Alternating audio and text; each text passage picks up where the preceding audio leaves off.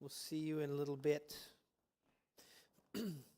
Those of you that are online today, we're grateful you're with us online. We wish you were here, of course, but thanks for joining us in worship as best as you can today. Pastor Jim and Carol Cymbala were newly married and quickly launched into ministry despite their lack of formal training. While pastoring in New Jersey, they were asked to also take on a small, struggling church on the verge of closing down in Brooklyn, New York. The church had a handful of members who met in a rundown building. After pastoring both churches for 2 years, they felt led to give themselves full time to the struggling work in Brooklyn. The early days of their ministry were filled with discouragement and challenges of every kind. Pastor Cymbala found himself on the verge of giving up, desperately cried out to God for a breakthrough. God clearly revealed that the church was to be built on the foundation of prayer. This would be their source of blessing and breakthrough that was needed. As a result, new emphasis on prayer was established in the church, and the midweek prayer meeting became recognized as the most important meeting of the week. God was faithful to bless the small congregation as they witnessed him answer many prayers, move powerfully in their meetings, and add to their congregation with testimonies of miraculous life transformation. It was interesting that the disciples said to Jesus, "Rabbi, teach us to pray." They didn't say, teach us to preach. They didn't say, teach us to sing well. They didn't say, teach us to counsel. They said, teach us to pray. And this wasn't unusual because of the fact that every rabbi had a set of prayers that he would use to disciple those that were following. Jesus the same. We're heading back into the series, The Story. But every once in a while, we take some time out because we too, like the Brooklyn Tabernacle, want to focus on prayer. And so every once in a while, every 6 weeks or so, we do an interlude where we just take one more step into the Lord's Prayer. Picture the scene for a minute. There are the 12 disciples crowded around Jesus. To the outskirts, you might see a whole bunch of Roman soldiers there having a conversation or even sort of controlling the crowd. You might see a market with all kinds of people selling different things. You'd see certainly a bunch of Jews having conversations together. The hustle and bustle of things would go by, and it's in that context that the disciples said, Jesus, teach us to pray. You can almost see the gleam in his eye when he says, well, start here. Our Father. Now, you know that Caesar wanted to be called Father. It was a prestigious name. And so there they are, almost whispering because the Roman soldiers are there, and he's saying, our Father, not Caesar. It's our Father. And where is our Father? Not in Rome, but our Father in heaven. You can almost hear them laugh. You know that some of us are old enough, won't mention how many of us are old enough, but you'll tell me in a second because you'll laugh or you won't laugh. Do you remember Crocodile Dundee? And do you remember the famous line in Crocodile Dundee? There they are on the streets of New York, and the punks pull out a knife. Sam, what's the next line? That's not a knife, right? Because he pulls out a really big one. You can almost see Jesus with the disciples saying the same kind of thing. Caesar thinks he's in charge of Rome. Our Father's in charge of all of the universe.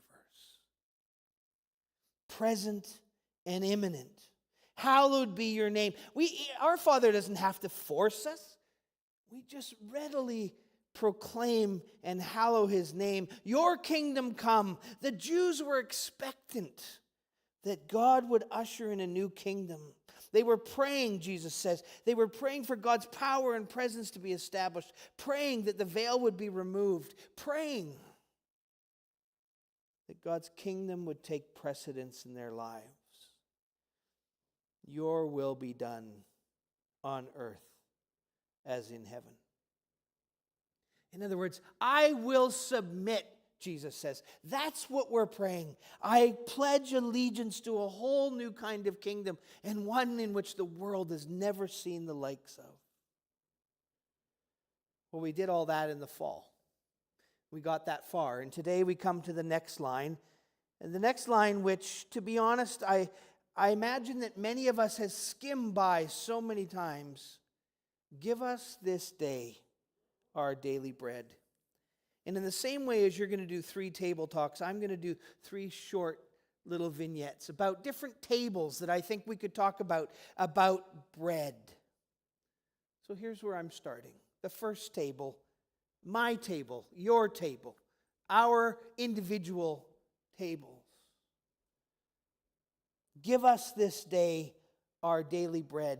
And I want to give us 3 postures, 3 things that are going to change as a result of actually understanding what we're really praying.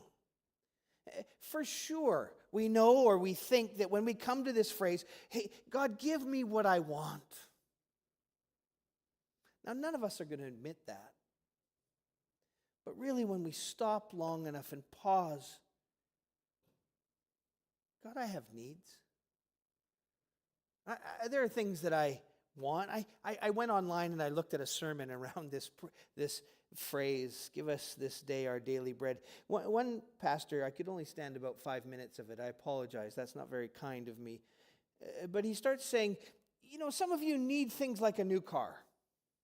And I went, oh, no, okay, he's missed it. See, what we're praying when we say, give us this day our daily bread is not about what I want, what I think is going to fulfill me, but rather that what the Father knows that I need. Like, is it wrong to pray for transportation? Hey, I got to get to work. I got to go visit some people. That's not wrong. But far greater than that. Lord, I need to get to Victoria next weekend because I'm serving you in some way. Lord, I need to get to wherever it might be. So the prayer is not give me a new car to get there. The prayer is, Lord, how are you going to supply what I need to do what you've asked me to do? There's the first posture change. From what we want to what he knows we need. And when we begin to pray what he knows we need, our desires change. From that which I think is good for me to that which he knows I need. Give us this day our daily bread. Well, where do we start there? Look at the first word, give. And you know that there's numbers of different ways to actually say that or pray that. We see some of our kids at times when they're young, and they haven't quite discerned the difference. They pray this sense of entitlement. Give, that's mine, give to me. And way too often we might pray that way. But no, what we're being invited to pray, what Jesus is teaching his disciples to pray, is one of dependence, of confidence that God in his goodness will supply all that we need. We recognize that we are dependent on him. We move from being entitled to being dependent. And here's the third, and then I'm going to stop. We move from being self-centered to other-centered. Friends, maybe this is the one that hits me the most in this first table, my table. You cannot pray this prayer. You cannot pray this prayer without recognizing that it's not about what I get, but that there are others all over the world who have nothing. There's a story told of Mother Teresa and a family in Calcutta. Mother Teresa heard that this family was starving, so she got together as much rice as she could and went to visit this family, and as she got there, she walked into the house and could tell that they hadn't eaten for a while. So she offered them this rice. And immediately the mother, who had a number of kids there that she was trying to feed, took the rice and divided it into 2 and said to Mother Teresa, "Please wait here. I'll just be gone a minute and then I'll come back." She took half of the rice and went next door. for she knew there was another family that needed it as much as she did. Friends, that's how we pray this prayer. Give us this day our daily bread. Yes, we're welcome to come before the Lord and say, I have these needs. But we can't pray this without knowing the needs of others. Craig, come and lead us in a song, a special song, and then some more singing together. But hear these words, friends, as they come. Jesus says, man does not live on bread alone, but every word that comes from the Father. As disciples of Jesus, we live our lives learning to follow in the footsteps of Jesus, meaning to become like him in everything that we do. Give us this day our daily bread.